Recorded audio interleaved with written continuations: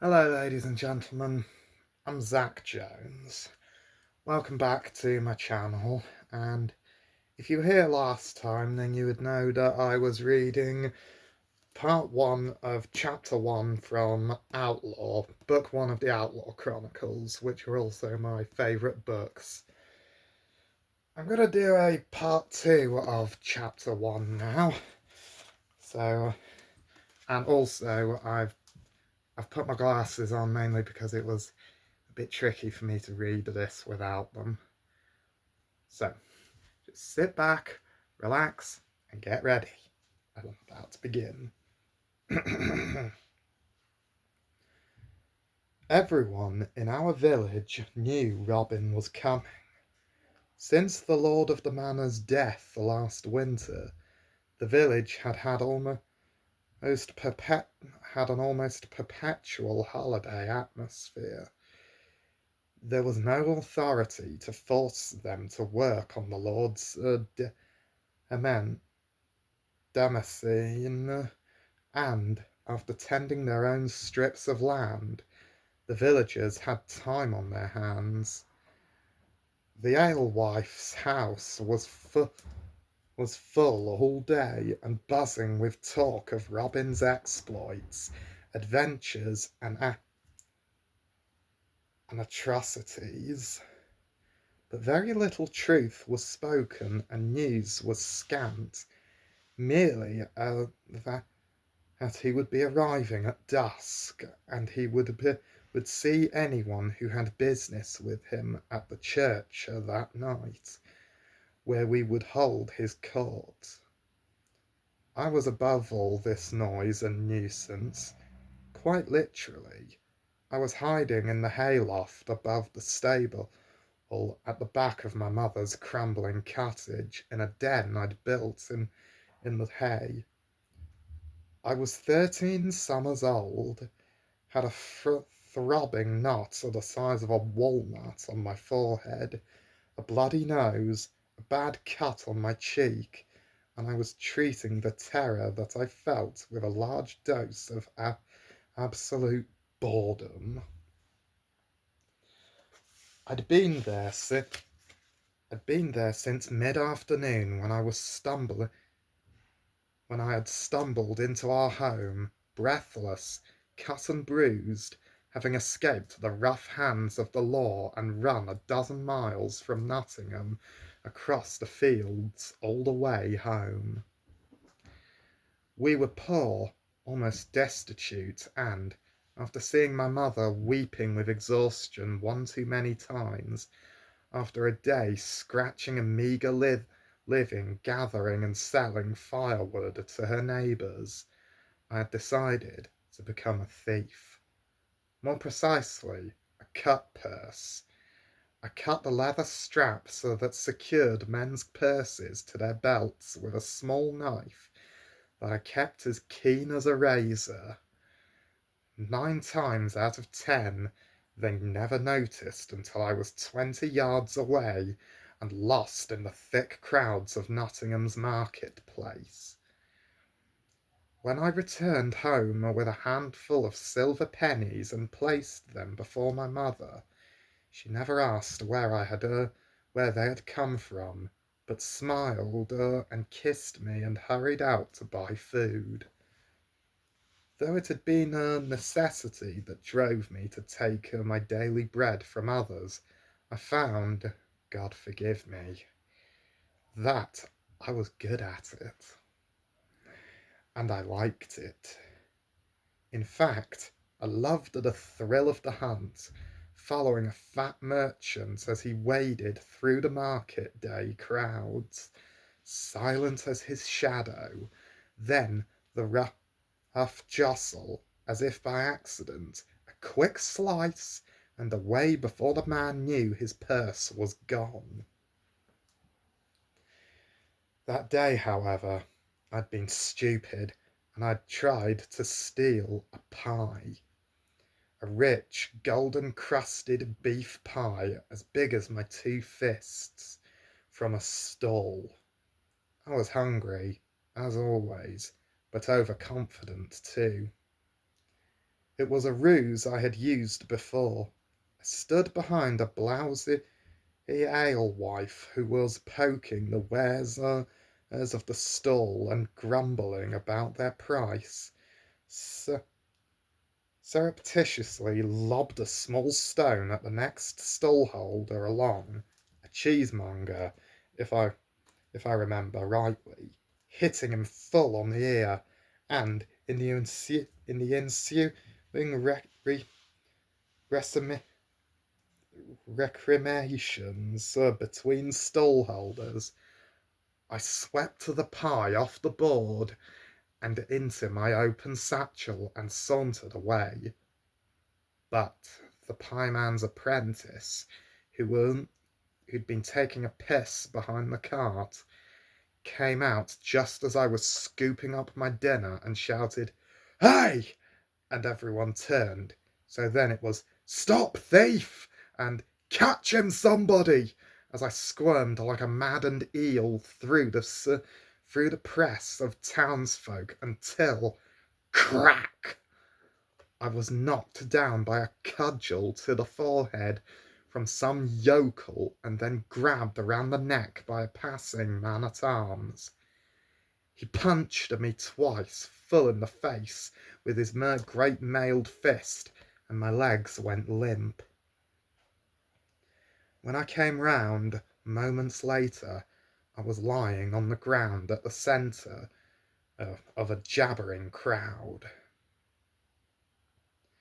Standing over me was a soldier who wore the black surcoat with red chevrons of Sir Ralph Murdac, by the wrath of God, High Sheriff of Nottinghamshire, Derbyshire, and the Royal Forests, and suddenly I was seized rigid with terror.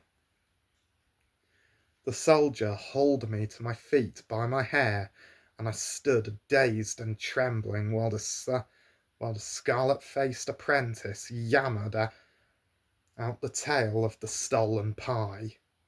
My satchel was torn open, and a circle of onlookers craned to see the incriminating object steaming gently, deliciously at my waist.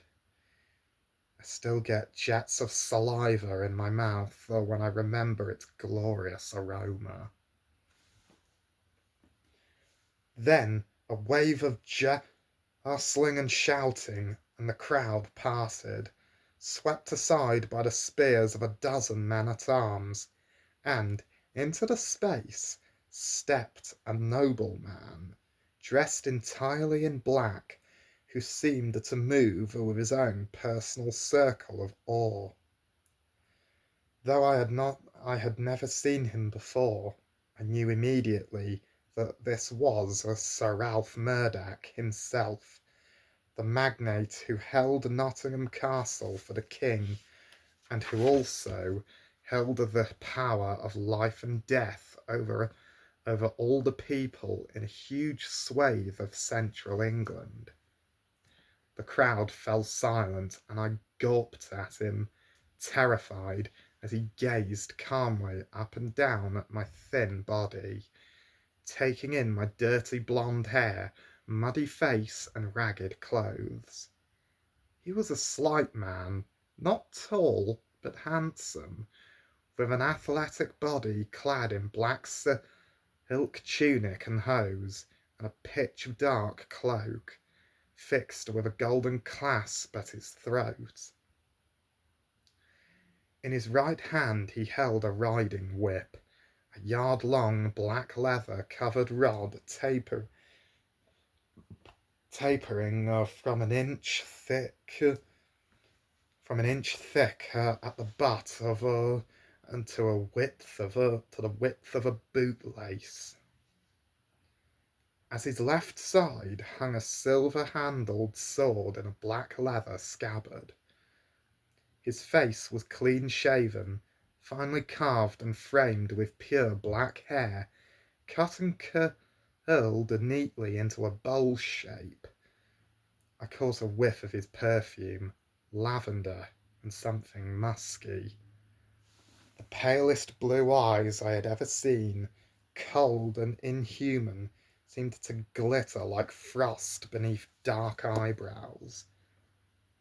He pursed his red lips as he considered me, and suddenly all fear receded, like a wave pulling back from the shingle of the beach, and I discovered that I hated him. I was filled with a cold, stony loathing. I hated what he and his kind had done to me and my family. I hated his wealth, I hated his expensive clothes, his good looks, his perfumed perfection, and the arrogance that he was born to. I hated the power where he had over me, his assumption of superiority, the truth of his superiority. I focused my hate in my stare, and I think he must have recognised my animosity. For an instant our eyes locked, and then, with a jerk of his perfectly square chin, he looked away. At that moment I sneezed, a colossal nasal bark so loud and sudden that it shocked everyone. Sir Ralph started and glared at me in astonishment. I could feel snot and blood mingling in my battered nose. It began to run down the side of my mouth and onto my chin. I resisted the urge to lick at it. Murdac was silent, staring at me with utter contentment. Then he spoke very quietly. "Take this filth to the castle," he said in English, but with a lisping French accented whisper. And then, almost as an afterthought, he said directly to me, "Tomorrow, you disgusting fellow, we shall slice off that thieving hand." I sneezed again, and a plump gobbet of bloody phlegm shot out and spattered on his immaculate black cloak. He looked down in horror at the red-yellow mess. Then, quick as a striking adder, he lashed me full in the face with his riding whip. The blow knocked me to my knees, and blood started to pour down from a 2-inch cut on my cheek. Through eyes misty with rage and pain, I looked up at Sir Ralph Murdac. He stared back at me for a second, his blue eyes strangely blank. Then he dropped the riding whip in the mud, as if it had been contaminated with plague, turned smoothly away, hitched up his cloak to a more comfortable position, and swept through the surrounding rabble of the townsfolk, who parted before him like the Red Sea before Moses. As the man-at-arms started to drag me away by my wrist, I heard a woman cry, "That's Alan, the widow Dale's son. Have pity on him, he's only a fatherless boy." And the man paused, turning to speak to her, with my arm gripped in only one of his fists. And as he turned, I focused my hatred, my anger, and twisted my wrist against his grip, ripped it free, squirmed through a pair of legs, and took to my heels.